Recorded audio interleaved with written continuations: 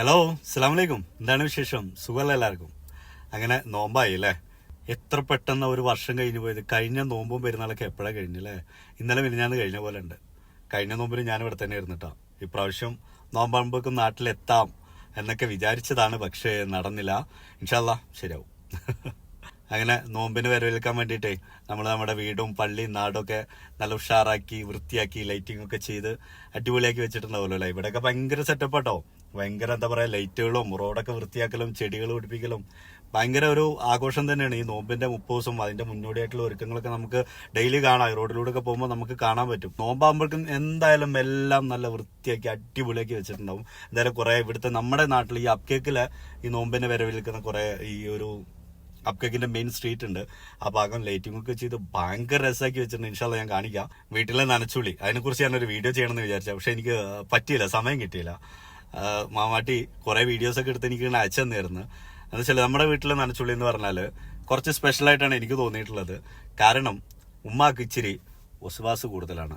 ഉമ്മ ഈ വീഡിയോ കണ്ട എന്തായാലും ഞങ്ങൾ തമ്മിൽ വീണ്ടും അടിയായിരിക്കും. കാരണം എന്താ അറിയോ, വീടിന്റെ സീലിംഗ് വരെ വെള്ളമടിച്ച് സോപ്പിട്ട് കഴുകും ആണ് ഉമ്മ.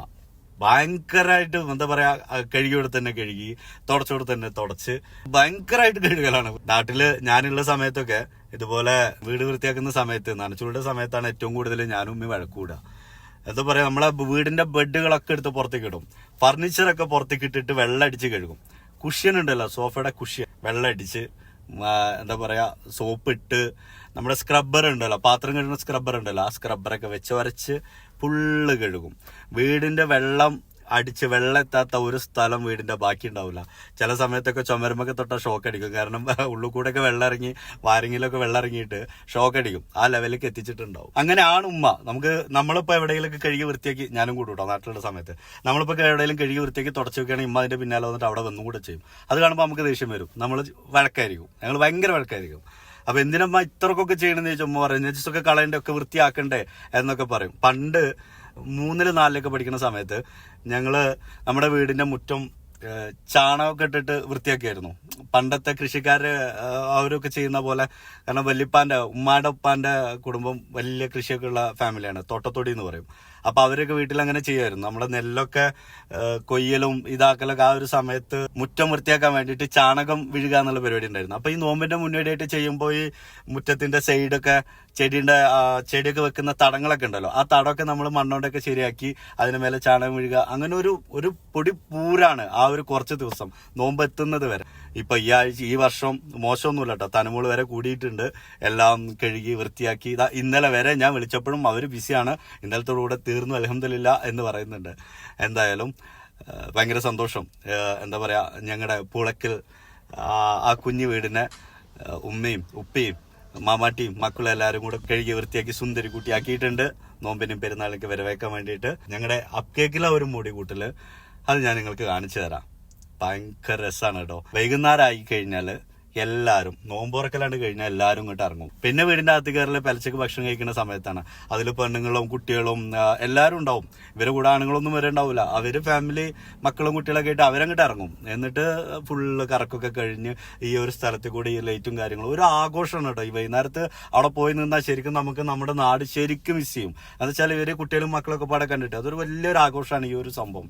പെരുന്നാൾ കഴിയുന്നത് വരെ, പെരുന്നാൾ കഴിഞ്ഞാലും പിന്നെ വലിയ പെരുന്നാൾക്ക് അധികം സമയമില്ലല്ലോ, ആ വലിയ പെരുന്നാൾ വരെ ഈ ഒരു സെറ്റപ്പ് ഇത് ഇവിടെ ഇങ്ങനെ നിലനിർത്തി കൊണ്ടുപോകവര്. എന്തായാലും ഇവിടെ ആണെങ്കിലും നമ്മുടെ ആഘോഷങ്ങൾക്കൊന്നും കുറവൊന്നുമില്ല.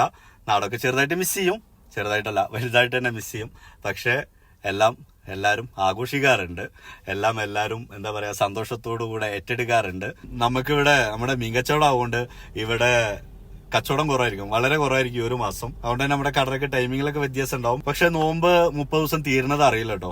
ഈ ഒരു മാസം കഴിഞ്ഞാലും ആ ഒരു ടച്ച് വിടാൻ, നമുക്ക് നാട്ടിലും അങ്ങനെയാണല്ലോ, നോമ്പിന്റെ ആ ഒരു നോമ്പ് തുറക്കുന്നതിന്റെയൊക്കെ ആ ഒരു ടച്ച് വിടാൻ ഒരുപാട് സമയം എടുക്കുമല്ലോ. അതുപോലെ തന്നെ ഞങ്ങള് ഈ നോമ്പ് കഴിയുമ്പോൾ ശരിക്കും ഇത് തീരണ്ടിയിരുന്നില്ല എന്നുള്ളൊരു അവസ്ഥയിലേക്ക് ഞങ്ങളും എത്താറുണ്ട്. കാരണം ഇവിടെ നോമ്പിന് ഭയങ്കര രസമാണ്. നല്ല ആ ഒരു 30 ദിവസം തീർന്നു പോണ അറിയില്ല.